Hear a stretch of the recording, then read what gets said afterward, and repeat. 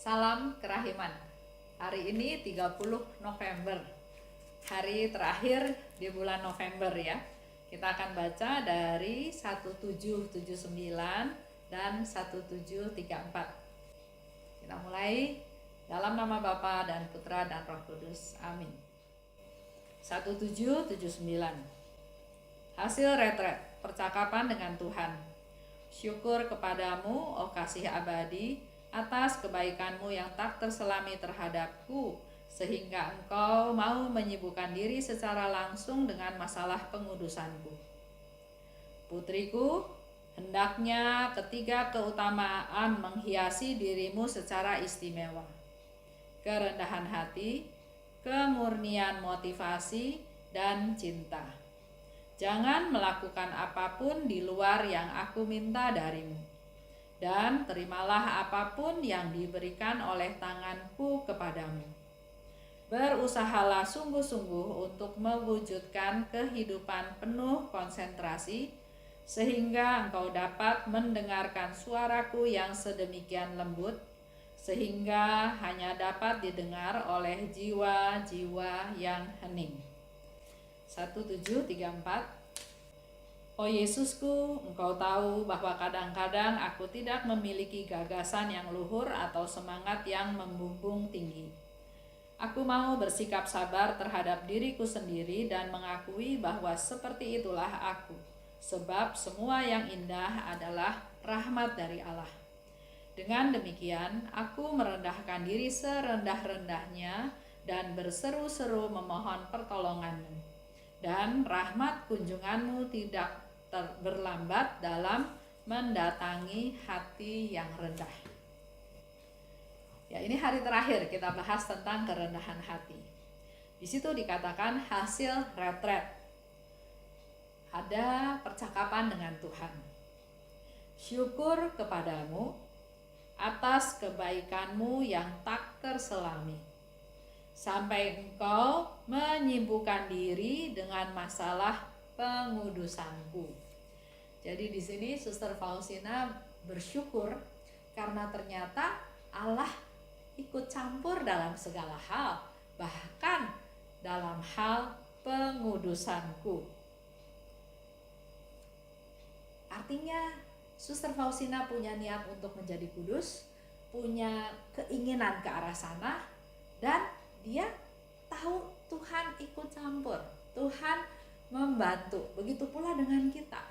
Kalau kita punya niat untuk menjadi lebih baik, untuk menjadi lebih kudus, untuk meningkatkan kesucian, jangan khawatir kita berjuang sendiri.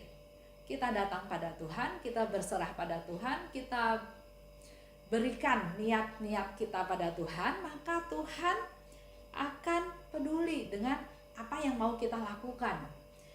Dan kita nggak akan berjuang sendiri. Tuhan akan mendampingi kita seperti yang Tuhan katakan, aku menyertai engkau sampai akhir zaman. Hendaknya dikatakan oleh Tuhan ya, 3 keutamaan menghiasi dirimu secara istimewa. Ada 3 keutamaan yang harus menghiasi diri kita. Pertama, kerendahan hati. Kedua, kemurnian motivasi. Ketiga, cinta. Ada 3 hal ya yang harus menjadi keutamaan kita secara istimewa. Dikatakan kerendahan hati, kemurnian motivasi. Kita sering juga ya berbuat baik, tapi apa motivasinya? Di sini kemurnian motivasi dan cinta. Lakukan segala hal berdasarkan cinta. Jangan melakukan apapun di luar yang aku minta. Jadi di sini jelas Yesus katakan, lakukan apa yang diminta oleh Tuhan. Jangan melakukan yang tidak aku minta, karena nanti di sana bisa bias, bisa melenceng ke kiri ke kanan. Malahan yang Tuhan minta itu malah kita nggak lakukan. Terimalah apa yang diberikan oleh tanganku. Jadi sebaliknya, kita juga punya kewajiban untuk menerima apa yang Tuhan beri. Berusahalah sungguh-sungguh untuk mewujudkan kehidupan yang penuh konsentrasi. Jadi dalam hidup ini kita harus konsentrasi pada tujuan, ya, jangan asal-asalan. Masa pandemi ini bisa menjadi juga masa yang membuat kita jadi nggak ada gairah, jadi nggak bersemangat, jadi putus asa, jadi nggak tahu bagaimana dengan masa depan karena ada banyak ketidakpastian. Kapan pandemi ini selesai? Belum ada yang tahu. Nanti katanya kalau sudah ada vaksin, oke. Vaksinnya kapan adanya? Apakah vaksin itu sudah oke? Atau masih harus diuji? Atau masih ada resiko? Jadi ada ketidakpastian.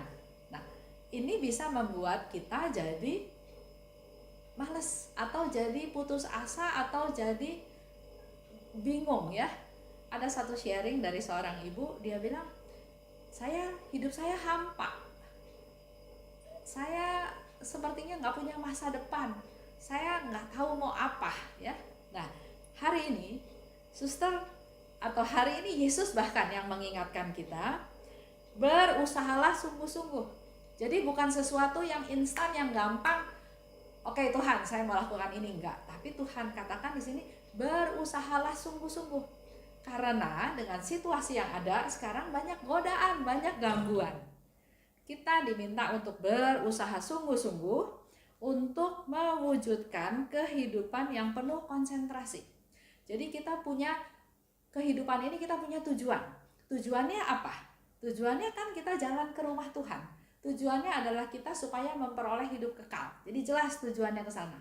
Nah, kalau kita sudah jelas tujuannya, sudah konsentrasi dengan hidup kita, maka kita pun melakukan hal-hal yang berkaitan dengan apa yang menjadi tujuan kita.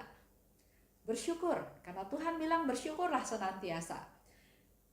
Pakai waktu yang Tuhan kasih untuk hal-hal yang positif, untuk hal-hal yang baik, untuk hal-hal yang bisa berguna untuk orang lain. Pakai talenta yang ada untuk membantu orang lain, bukan untuk dikubur, bukan untuk nggak mau berkarya, nggak mau bergerak, nggak mau menjadi alatnya Tuhan ya, tapi justru Tuhan mau kita konsentrasi dengan kehidupan ini dengan melakukan hal-hal yang Tuhan minta. Dia bilang, terima yang tanganku beri, dan jangan melakukan hal-hal yang Tuhan nggak minta, sehingga engkau dapat mendengar suaraku yang sedemikian lembut, sehingga hanya dapat didengar oleh jiwa-jiwa yang hening. Suara Tuhan itu enggak menggelegar ya. Di sini dikatakan kita harus mendengar, harus punya konsentrasi, enggak keganggu kiri kanan, supaya kita bisa mendengar suara Tuhan yang sedemikian lembut. Jadi suaranya itu sangat lembut, yang dimana kita perlu konsentrasi, perlu fokus untuk mendengarkan suara tersebut. Hanya dapat didengar oleh jiwa yang hening. Di 17:34, Yesus, engkau tahu bahwa kadang-kadang aku tidak punya gagasan yang luhur atau semangat yang tinggi. Ini suatu pengakuan dari Suster Faustina bahwa engkau tahu Tuhan, aku tidak punya gagasan yang luhur atau semangat yang tinggi. Aku mau sabar, seperti itulah aku. Karena semua yang indah adalah rahmat Allah. Aku merendahkan diri serendah-rendahnya dan berseru mohon pertolonganmu. Jadi kalau kita enggak mampu untuk konsentrasi, untuk bersungguh-sungguh dalam kehidupan kita, Suster Faustina juga memberikan contoh. Datang pada Tuhan, merendahkan diri, serendah-rendahnya, aku nggak berdaya, aku nggak bisa apa-apa, aku papa, dan berseru mohon pertolongan Tuhan. Jadi buat ibu atau bapak yang sharing sama saya bahwa merasa sepi, merasa sendiri, merasa hampa, merasa putus asa, merasa nggak punya masa depan ya. Kita belajar dari Suster Faustina hari ini, menyadari kepapaannya, ketidakberdayaannya, tapi di situ sekaligus Suster Faustina ajarkan kita untuk datang pada Tuhan dengan kerendahan hati yang serendah-rendahnya. Memang saya nggak punya apa-apa. Jangan datang pada Tuhan komplain, menyalahkan situasi, menyalahkan keadaan, menyalahkan orang sekitar. Itu bukan orang rendah hati. Orang rendah hati adalah orang yang sangat berserah pada Tuhan, tidak mengandalkan diri sendiri, tidak mengagungkan diri sendiri, tidak menyalahkan orang lain, tapi memang Tuhan, saya apa? Tuhan, saya butuh pertolonganmu. Itu yang diajarkan oleh Suster Faustina. Rahmat kunjunganmu tidak terlambat dalam mendatangi hati yang rendah. Ini satu statement yang diberikan oleh Suster Faustina, dikatakan rahmat kunjunganmu. Kalau engkau berkunjung kepadaku, karena aku memohon pertolonganmu, tidak mungkin terlambat dalam mendatangi hati yang rendah. Ini menjadi satu kekuatan ya buat kita semua setelah kita merenungkan tentang kerendahan hati selama 1 bulan. Bahkan di hari terakhir pun Suster Faustina tetap mengajarkan kita bagaimana caranya untuk datang pada Tuhan dengan kerendahan hati, dengan ketidakberdayaan, dan Suster Faustina tetap memberikan kesimpulan atau kekuatan atau konfirmasi pada kita semua bahwa rahmat kunjungan Tuhan itu tidak terlambat. Jadi buat kita semua yang khususnya dalam keadaan sekarang, Tuhan, bagaimana saya, masa depan saya? Sudah Corona ini sudah berapa bulan ya? Sudah 7-8 bulan. Nggak kerja, nggak ada penghasilan. Kalau mau bicara cadangan, mungkin cadangan juga sudah mulai habis. Nggak tahu bagaimana besok-besoknya. Pekerjaan juga belum tentu bisa didapat dengan mudah. Karena sekarang semua orang juga sedang slow down semua ya. Banyak yang dihadapi memang ya, tapi jangan fokus ke diri sendiri aja. Jangan merasa bagaimana saya Tuhan, karena ini bukan dialami oleh kita sendiri, ini kita mengalami dengan dialami oleh banyak orang, bahkan seluruh dunia merasakan hal tersebut. Ketidakpastian, ancaman COVID-19 juga masih ada terus, karena tidak ada tanda-tanda, tidak ada gejala. Bisa banyak OTG di sekitar kita, di mana kita tetap harus waspada, harus menjaga diri, menjaga kesehatan, jangan sampai tertular. Di samping itu, kehidupan rohani juga yang biasanya kita bisa pergi ke gereja setiap minggu, bisa menerima komuni atau ikut perayaan Ekaristi setiap hari. Memang sekarang ada live streaming, ada pengajaran-pengajaran ya, melalui YouTube, melalui webinar atau hal-hal yang lain, tapi tetap enggak sempurna ya, enggak seperti yang sudah kita alami. Saya punya cucu, saya juga tanya sama cucu saya, enak online, enak offline? Dia bilang, enak offline, enak ketemu sama teman di sekolah, bisa berinteraksi, bisa main, bisa berdiskusi ya. Beda dengan sekarang sistem online di mana kerasanya semua sendiri-sendiri. Tapi kembali lagi, itu bukan hanya kita yang alami sendiri. Ini dialami oleh semua orang. Jadi kita nggak perlu merasa kecil, nggak perlu merasa gagal, nggak perlu merasa putus asa. Karena apa yang kita alami itu juga dialami oleh banyak orang. Nah, sebagai devosan kerahiman, kita harus positive thinking, kita harus mengandalkan Tuhan, kita harus berserah pada Tuhan, melihat, mengevaluasi hidup kita ini. Sebetulnya apa yang Tuhan mau melalui peristiwa ini? Pandemi ya, yang sudah berjalan berbulan-bulan. Pemikat KAJ mengadakan juga retret dampak pandemi ini dalam kehidupan pertumbuhan iman Kristiani kita. Juga kalau kita lihat di program KAJ tahun depan, tahun 2021 itu adalah tahun refleksi. Tahun kita mengevaluasi, melihat kembali kehidupan kita selama ini itu bagaimana. Apakah sudah melaksanakan apa yang Tuhan minta?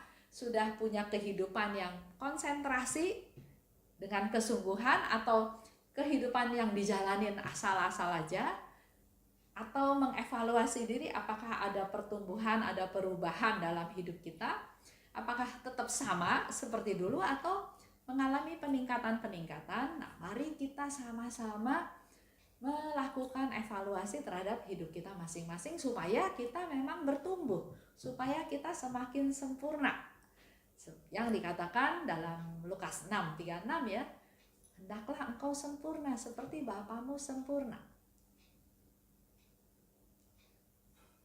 Mari kita tutup dengan doa penutup. Dalam nama Bapa dan Putra dan Roh Kudus. Amin. Allah Bapa yang Maha Baik, kami bersyukur dan berterima kasih atas penyertaan-Mu sehingga kami sudah sampai pada tanggal 30 November, akhir hari terakhir di bulan November, di mana selama 1 bulan kami banyak membahas dari Diary Faustina tentang kerendahan hati. Mampukan kami Tuhan untuk berubah menjadi orang-orang yang lebih berkenan kepadamu, khususnya meneladan Engkau untuk bisa menjadi orang-orang yang rendah hati.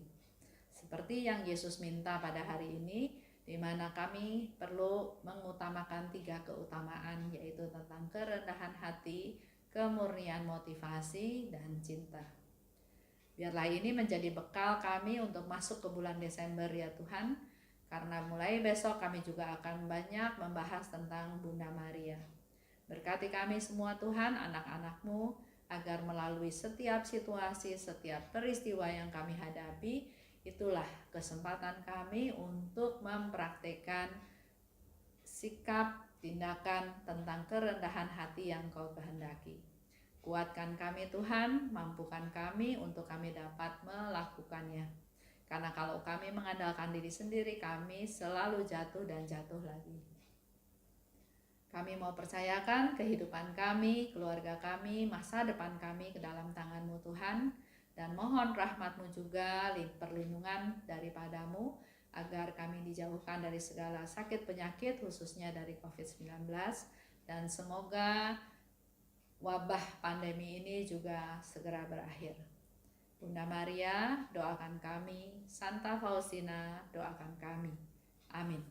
Dalam nama Bapa dan Putra dan Roh Kudus. Amin. Salam kerahiman.